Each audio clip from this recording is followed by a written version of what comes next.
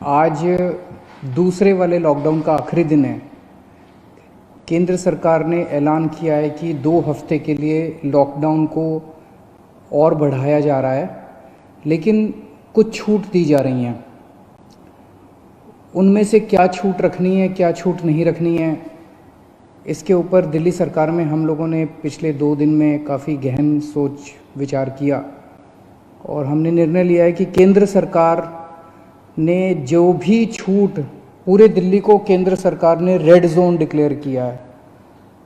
Red zone में केंद्र सरकार ने जितनी छूट अलाउ की है वो सभी छूट हम लोग दिल्ली के अंदर अलाउ करने जा रहे हैं। इसका क्या मतलब है, मैं संक्षेप में अभी आपके सामने रखूँगा, लेकिन इसके तुरंत बाद आपको एक डिटेल्ड प्रेस रिलीज़ जारी की जाएगी, जिससे आपको और इसके बारे में, और थोड़ी देर के बाद ऑर्डर्स भी हो जाएंगे इसके बारे में, फॉर्मल ऑर्डर्स, तो आपको पता चल जाएगा कि किस किस क्षेत्र में क्या क्या अलाउ किया जा रहा है। लेकिन एक रूपरेखा मैं आप सब लोगों के सामने रख देता हूँ। पहली चीज़ तो ये कि कल से सभी सरकारी दफ्तर खुलने जा रहे हैं। कई सारे सरकारी जो एसेंशियल सर्विसेज से डील करते हैं सरकारी दफ्तर, उन एसेंशियल सर्विसेज वाले सरकारी दफ्तर में 100% अटेंडेंस होगी। लेकिन दूसरे सरकारी दफ्तरों में जो एसेंशियल सर्विसेज से डील नहीं करते, वहाँ पे डिप्टी सेक्रेटरी लेवल तक, डिप्टी सेक्रेटरी एंड अबाव 100% आएंगे लोग, और उसके नीचे वाले स्टाफ में 33% स्टाफ आएगा। कल से दिल्ली के सारे प्राइवेट ऑफिसेज खोले जाएंगे, लेकिन प्राइवेट ऑफिसेज केवल 33% स्ट्रेंथ पे काम करेंगे।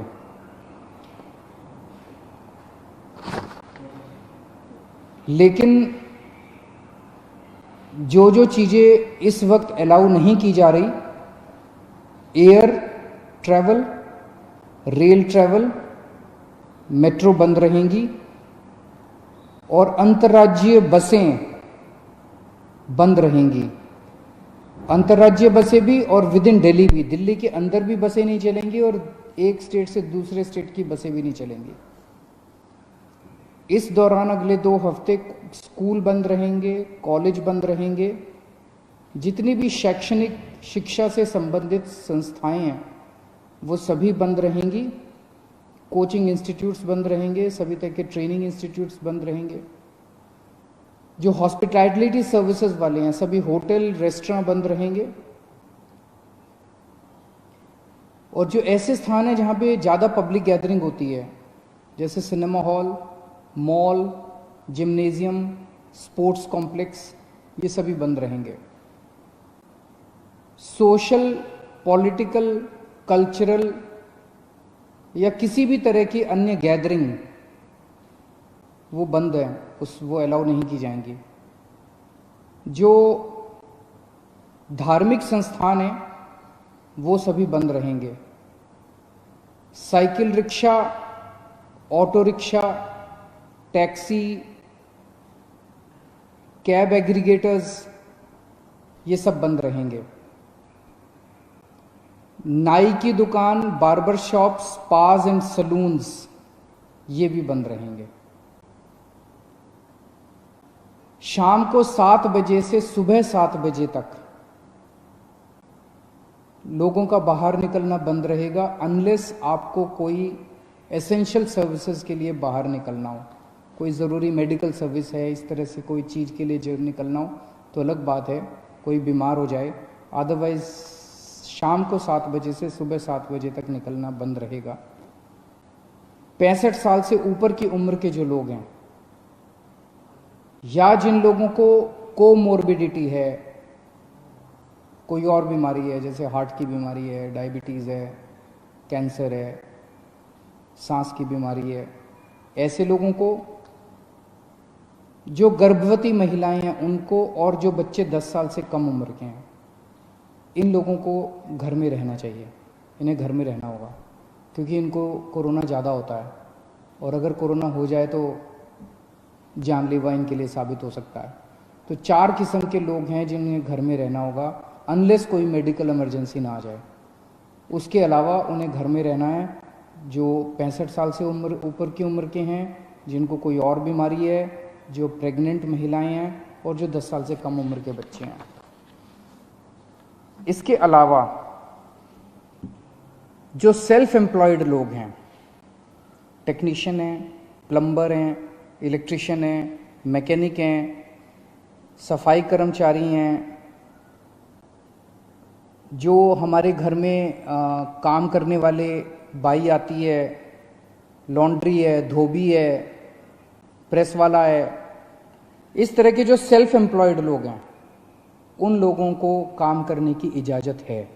उनको सबको काम करने की इजाज़त दी जा रही है। इसके अलावा जितने मॉल्स हैं, जितने मार्केट कॉम्प्लेक्स हैं और जितने मार्केट हैं, जैसे कनॉट प्लेस है, करोल बाग है, खान मार्केट है, नेहरू प्लेस है, एट्सेट्रा एट्सेट्रा, ये बंद रहेंगे।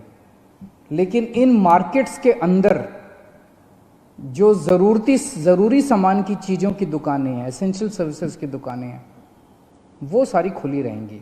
चाहे कोई मार्केट हो, चाहे मार्केट कॉम्प्लेक्स हो, ज़रूरी सामान की चीज़ें खुली रहेंगी और किताबों की स्टेशनरी की दुकानें खुली रहेंगी। लेकिन जो स्टैंड अलोन शॉप्स हैं, जो नेबरहुड कॉलोनी शॉप्स हैं और जो रेजिडेंशियल कॉम्प्लेक्स में शॉप्स हैं, वो सारी खुली रहेंगी। वो चाहे एसेंशियल आइटम्स की शॉप्स हों, चाहे नॉन एसेंशियल आइटम्स की शॉप्स हों, कोई भी शॉप्स हों। कई लोग मेरे पास कल से मैसेजेस, फोन्स आ रहे हैं कि इस चीज़ की दुकान खुलेगी क्या, उस चीज़ की दुकान खुलेगी क्या, ये वाली दुकान खुल। तो मार्केट, मॉल और मार्केट कॉम्प्लेक्स बंद रहेंगे। Stand alone shops, neighbourhood colony shops और रेजिडेंशियल कॉम्प्लेक्सेस में जो दुकानें हैं, उनमें चाहे कोई भी सामान हो, किसी भी तरह का सामान हो, वो सारी दुकानें खुली रहेंगी। इसके अलावा प्रिंट एंड इलेक्ट्रॉनिक मीडिया खुला रहेगा। आईटी से रिलेटेड सर्विसेज की सभी ऑफिसेज खुले रहेंगे, कॉल सेंटर खुले रहेंगे, डेटा सेंटर्स खुले रहेंगे, वेयर हाउसिंग सर्विसेज खुले रहेंगे, कोल्ड स्टोरेज खुले रहेंगे, प्राइवेट सिक्योरिटी वाले और फैसिलिटी मैनेजमेंट सर्विसेज खुले रहेंगे। इसके अलावा सारे इंडस्ट्रियल एस्टेट खुले रहेंगे, जहां जहां एक्सेस कंट्रोल है। एक्सेस मतलब जो वहां पे अंदर जाने की, बाहर आने की, जहां जहां कंट्रोल है, तो लगभग सभी इंडस्ट्रियल एस्टेट खुले रहेंगे। इसके अलावा जो एसेंशियल सर्विस, एसेंशियल गुड्स बनाने वाली मैन्युफैक्चरिंग यूनिट्स हैं, वो चाहे इंडस्ट्रियल एस्टेट में हो, चाहे इंडस्ट्रियल एस्टेट के बाहर हो, दवाई बनाने वाली, फार्मा की कंपनियां, मेडिकल डिवाइसेस बनाने वाली, उनके रॉ मटेरियल बनाने वाली, इंटरमीडिएरी बनाने वाली, या उसकी सप्लाई चेन से संबंधित कोई भी चीज़ें जो हैं, वो सारी मैन्युफैक्चरिंग यूनिट्स खुली रहेंगी। आईटी हार्डवेयर से संबंधित मैन्युफैक्चरिंग यूनिट्स खुली रहेंगी। पैकेजिंग मटेरियल के मैन्युफैक्चरिंग की यूनिट्स खुली रहेंगी। इसके अलावा ई कॉमर्स एक्टिविटीज़ केवल एसेंशियल गुड्स में परमिटेड है, नॉन एसेंशियल में ई कॉमर्स एक्टिविटीज़ परमिटेड नहीं है। लोगों के आने जाने का कैसे है? तो अगर आप 4 पहिया व्हीकल में हैं तो ड्राइवर के अलावा 2 लोग और गाड़ी में अलाउड हैं, लेकिन आपको केवल परमिटेड एक्टिविटीज़ के लिए सड़क पे आना अलाउड है। और अगर आप 2 पहिया व्हीकल पे हैं तो आप केवल अकेले जा सकते हैं, आपके पीछे बैठ के कोई नहीं जा सकता। अकेले 2 पहिया व्हीकल पे अलाउड है, लेकिन केवल एसेंशियल सर्विसेज के लिए परमिटेड है। कंस्ट्रक्शन एक्टिविटीज़ केवल इन सीटू कंस्ट्रक्शन, मतलब कि मजदूरों के आवागमन की इजाज़त नहीं है। अगर मजदूर वहीं रह रहे हैं, आसपास रह रहे हैं, उस केस में कंस्ट्रक्शन एक्टिविटीज़ अलाउड है। जो अगर शादी होती है तो सोशल डिस्टेंसिंग का पालन करते हुए 50 लोगों से ज़्यादा शादी में लोग नहीं होने चाहिए। अगर कोई किसी की मौत हो जाती है तो उसमें 20 लोगों से ज़्यादा लास्ट राइट्स के लिए अलाउड नहीं है। पब्लिक प्लेसेस पे थूकना स्ट्रिक्टली मना है, उसके ऊपर सख्त कार्रवाई की जाएगी। सभी एग्रीकल्चरल एक्टिविटीज अलाउड है, sowing, harvesting, procurement, marketing, agriculture supply chain से रिलेटेड जितनी भी एक्टिविटीज हैं वो सभी अलाउड हैं। फाइनेंशियल सेक्टर से रिलेटेड जितनी एक्टिविटीज हैं वो सभी अलाउड हैं। Banks, non banking finance companies, insurance, capital market activities, credit cooperative societies, और जितना गुड्स कैरियर से संबंधित, सामान से संबंधित, यात्रियों का बसें वगैरह अलाउड नहीं है, ऑटो वगैरह अलाउड नहीं है, लेकिन अगर सामान का, गुड्स का ट्रैफिक जो है वो सारा परमिटेड है। इसकी डिटेल्ड प्रेस रिलीज अभी जारी कर दी जाएगी और डिटेल्ड ऑर्डर जारी कर दिया जाएगा, जिससे आपको और सारी जानकारी मिल जाएगी। मैंने मोटी मोटी रूपरेखा आप लोगों के समक्ष रखी है, लेकिन मेरा अपना ये मानना है कि लॉकडाउन लागू करना बहुत ज़रूरी था। केंद्र सरकार ने जो 24 मार्च को लॉकडाउन किया वो बहुत ज़रूरी था। उस वक्त अगर हम लॉकडाउन न करते तो देश के अंदर भयावह स्थिति हो सकती थी, क्योंकि उस टाइम देश कोरोना से डील करने के लिए तैयार नहीं था। उस वक्त हमारे पास पीपी किट्स नहीं थे, टेस्टिंग किट्स नहीं थे, कुछ भी नहीं थे, अस्पताल तैयार नहीं थे, लोग तैयार नहीं थे, सोशल डिस्टेंसिंग का आइडिया नहीं था लोगों को। अब 1.5 महीने के बाद, लगभग 1.5 महीना हो गया, 1.5 महीने के बाद मुझे लगता है कि हम लोग, कम से कम दिल्ली की मैं बात कर रहा हूँ, दिल्ली आज लॉकडाउन खोलने के लिए तैयार है। पूरे दिल्ली को रेड जोन में रखा गया है। अभी तक हमने जितनी भी केंद्र सरकार से गाइडलाइंस आई, अच्छी गाइडलाइंस आई, बहुत अच्छी गाइडलाइंस आई, हमने सबका पालन किया। लेकिन अब पूरे दिल्ली को रेड जोन में कर देने से 2 बड़ी समस्याएं पैदा हो। एक तो जनता को बहुत तकलीफ है, जनता के रोजगार चले गए हैं, दुकानें बंद हैं, उससे व्यापारियों को बहुत ज़्यादा तकलीफ है, इंडस्ट्री बंद है और बहुत सारी नौकरियां जा रही हैं, लोग दिल्ली छोड़ छोड़ के चले जाएंगे। अब इससे पूरी अर्थव्यवस्था गड़बड़ा गई है और बहुत ज़्यादा दिन हम इसको बर्दाश्त नहीं कर पाएंगे। और दूसरी तरफ जब सारी अर्थव्यवस्था बंद है तो सरकार का रेवेन्यू आना बंद हो गया है। तनख्वाहें कहाँ से देंगे, सरकारें कैसे चलेंगी? बिल्कुल बंद हो गया सरकार का रेवेन्यू आना। पिछले महीने, अप्रैल के महीने में हर साल 3,500 करोड़ का रेवेन्यू आया करता था, इस बार केवल 300 करोड़ का रेवेन्यू आया है। इससे तो तनख्वाहें नहीं दी जा सकती, सरकार कैसे चलेगी? तो अब अर्थव्यवस्था का बड़ा संकट पैदा हो रहा है।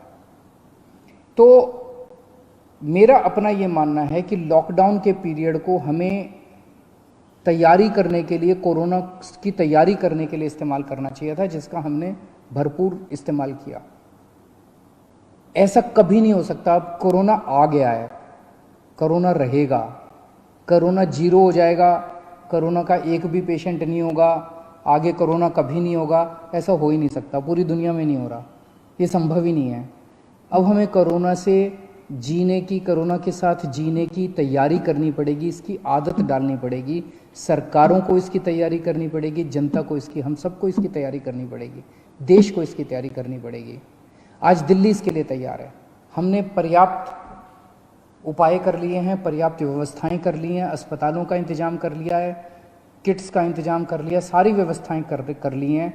अगर लॉकडाउन पूरी तरह से दिल्ली में खोल दिया जाता है, हमने सुझाव दिया है केंद्र सरकार को कि जो जो कंटेनमेंट जोन हैं दिल्ली के अंदर, लगभग 97 कंटेनमेंट जोन्स बचे हैं, जो जो कंटेनमेंट जोन हैं उनको पूरी तरह से सील कर दिया जाए और बाकी दिल्ली को ग्रीन कर दिया जाए। बाकी दिल्ली के मार्केट खोल दिए जाएं। मार्केट में चाहे तो ऑड इवन कर दें, एक दिन ऑड दुकानें खुलेंगी, एक दिन इवन दुकानें खुलेंगी, लेकिन अब दिल्ली को खोलने का समय आ गया है। हम उसके लिए तैयार हैं। हम केंद्र सरकार से बात भी कर रहे हैं और हमें पूरी उम्मीद है कि जल्द दिल्ली के मार्केट भी खुलेंगे, अर्थव्यवस्था भी खुलेगी। ऐसा होने से थोड़े केस बढ़ेंगे, लेकिन जो केस बढ़ेंगे उससे निपटने के लिए हम तैयार हैं। हमारा इस वक्त सबसे बड़ा 2 मकसद हैं। पहला मकसद है कि किस तरह से दिल्ली के अंदर कोरोना से होने वाली डेथ्स को कम किया जाए, और हम अभी तक काफ़ी कम करने में सक्षम रहे हैं, सफल रहे हैं। और दूसरा है कि कोरोना को कैसे फैलने से रोका जाए। वो बहुत ज़्यादा टेस्ट कर रहे हैं हम लोग, ताकि हमें पता चल सके कौन बीमार है, उसको इलाज करें और उसको ठीक करके उसके घर भेजें। तो मैं उम्मीद करता हूँ कि हम लोग आगे केंद्र सरकार को भी मनाने में सफल होंगे, और ये लॉकडाउन का पीरियड जो है, इसमें जो जो रिलैक्सेशंस दिए गए हैं, इन रिलैक्सेशंस से आप लोगों को सबको फ़ायदा होगा। बहुत बहुत शुक्रिया।